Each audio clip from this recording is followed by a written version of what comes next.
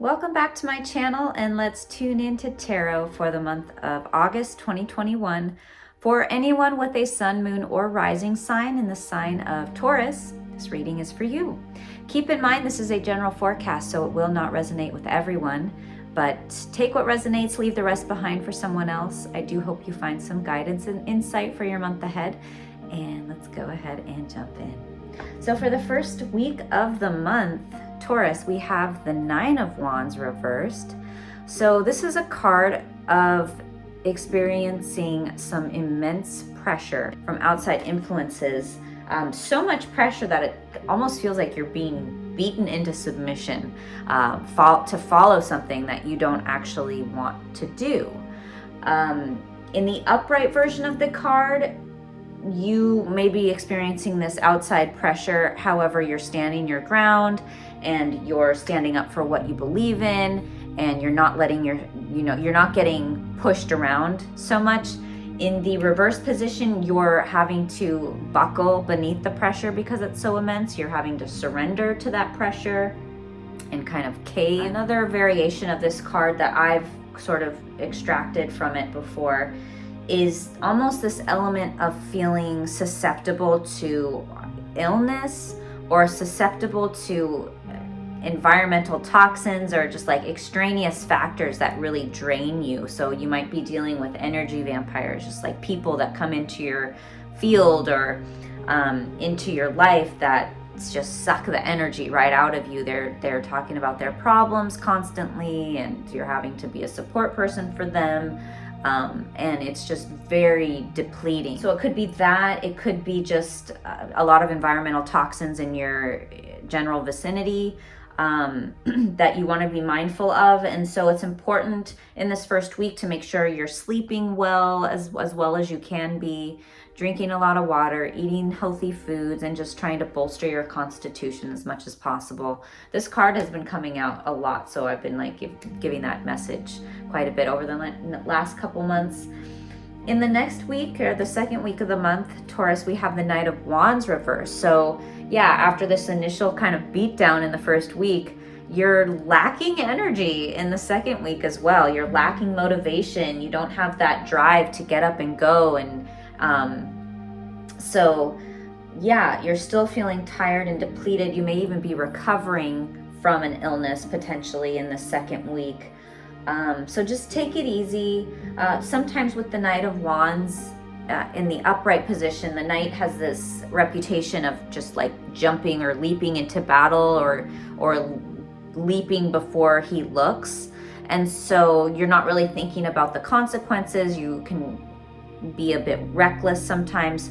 So in the reverse position, this is saying perhaps doing some more planning. So you don't have the energy this week necessarily to tackle the things on your agenda.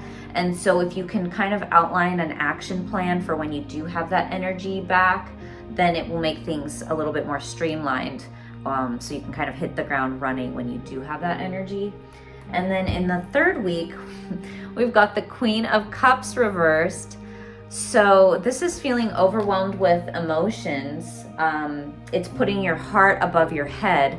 And so you're wrapped up in the emotions of things and you're not really thinking logically.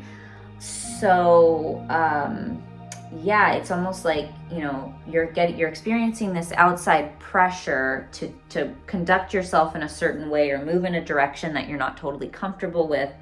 You're feeling depleted in your energy field, and you don't have the drive or motivation to do what is expected of you.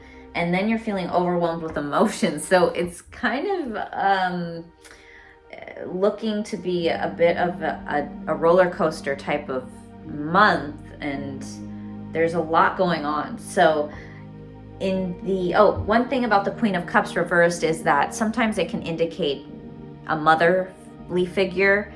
In the upright position, this mother is very nurturing and caring and loving, and it's everything you would want out of a mother or a motherly character. In the reverse position, this is kind of removing that love and nurturing element from that person. And so you may be dealing with either your own mother, who is maybe undergoing some trauma, as far as feeling a bit angry or frustrated and just not giving you their full love and attention and the nurturing aspects that you might typically find from a mother. Or it could be yourself. You might be the mom that's just very frustrated with what's going on and under a lot of stress and not able to show up in the way that you want to. Or another way I've seen the Queen of Cups show up is that you're almost detaching yourself from your emotions because you don't want to show that you're feeling depressed or emotional or sad. And so you're kind of just cutting yourself off from even going there or even feeling those emotions. So you can kind of come off feeling cold and closed off and distant, possibly. So those are some different variations of the Queen of Cups that could be surfacing. In the final week of August, Taurus, we have the Two of Swords. So this indicates that you're at a crossroads. You need to make a decision. You have a choice point. You can either go with option A, and in that case, you will be losing out on the opportunities that come with option B, and vice versa. So it's almost like you're not able to see clearly what direction to go. And by choosing one direction over the other, you feel like either way you'll experience some kind of repercussion from that. It's like, you'll upset one or the other. If you don't go with option A, you're going to upset the people who are involved with option B, and vice versa. So you're having trouble making a decision. Part of what I'm seeing here in the spread is that this decision at the end of the month is you have to make this decision, and so you're going through all of these like physical responses in reaction to this looming decision that you need to make. So it's like you're almost like asking people for advice, and so with the Nine of Wands reversed, people are pressuring you with their advice to go this direction or that direction. But I'm feeling like, even if you're not asking people for advice, they're giving you their advice, whether you want it or not. And it's not necessarily for your highest good. It's not necessarily what you want for yourself. It doesn't align with what you see for yourself going forward. So, and from that pressure, right, it's draining you. It's making you emotional because you're feeling pressured into moving in a direction that that doesn't align with your own heart compass. So I think a strong message coming out with this spread is that you just really need to tap in and drop into your heart compass, your intuition, your inner Buddha, your inner teacher, and listen to where your intuition is directing you, because what other people are directing you to do is not necessarily for your highest good. And so it's up to you to make the decision that allows you to step into the path of your highest destiny and your truest purpose. Okay, Taurus. So keep that in mind this month. And then the final words of wisdom, we've got stars in the sky. This is the message from the Oracle. And this card has come out multiple times over the last couple months. This is maybe the 6th time or more that I've pulled it. So it's been a consistent message, and it's an important one. So I'll read from the book. So this has to do with limitless possibility and embracing opportunity. So when you look up into the velvety dark blanket of the night sky covering the vast expanse of space, can you count all the stars twinkling above? Can you imagine that you are only glimpsing a teeny sliver of what is actually there? This is the domain of limitless possibility, of the never-ending sea of potential that you yourself are made of and have now at your disposal. Your life right now is alive with possibility and needs your clear focus to home in on what avenue of exploration most calls you. It's time to choose and not be distracted by the sheer magnitude of what may be. Be here now. Gather your thoughts and your most cherished dreams. Focus on the brightest star in your never-ending sky and take small steps, small movements towards calling this glittering potential into reality. If you can imagine this and hold that vision, you will summon all the celestial helpers and guides to aid you in bringing it into fruition. Keep your focus on the essence of potential rather than the form of it. The universe has its own ideas of how best to serve you and all of us at the same time.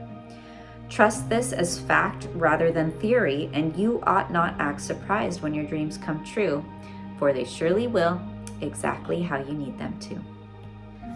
Okay, Taurus, well, I think that's a very appropriate message for whatever decision is looming at the end of the month for you, and all the physical responses that you go through and mental turmoil that may be unraveling this month. But ultimately, you will make the decision that is best aligned with your own heart compass and what you want for yourself. So just make sure that you're tuning into your intuition, following your heart, and not necessarily taking advice from others because they don't know what's best for you. You know what's best for you, and take that into your month ahead.